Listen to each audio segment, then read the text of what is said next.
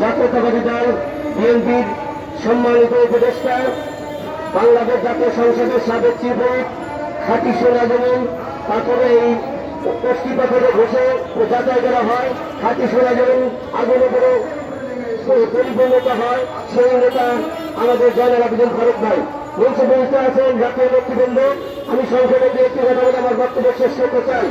আজ বাংলাদেশ যেখানে দাঁড়িয়ে আছে সেখানে দাঁড়িয়ে থাকার কথা না। আজকে খুনি হাসিনা বাংলাদেশকে যেখানে নিয়ে আসছে সেখানকার আগের জায়গায় ফিরিয়ে নিতে গেলে টেকবাক বাংলাদেশ বলেছিল যে আমার নেতা সেখানে ফিরিয়ে নিয়ে যেত। আজকে গণতন্ত্র প্রয়োজন।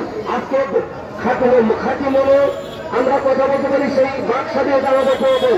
আজকে বাক স্বাধীনতা ফিরে পেয়েছি, আল্লাহর কাছে লাখ লাখ কোটি কোটি শুকরিয়া। আমি এই মুহূর্তে আরো বলতে চাই, খুনি হাসিনা আজকে ভারতের দিকে যে উস্কানিমূলক বক্তব্য দিচ্ছে, এই ভারতটা তার জন্য উস্কানিমূলক বক্তব্য যথেষ্ট।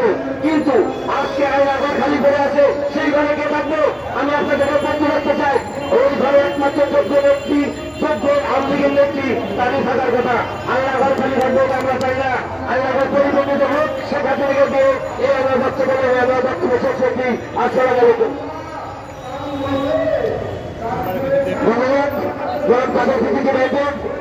ধন্যবাদ।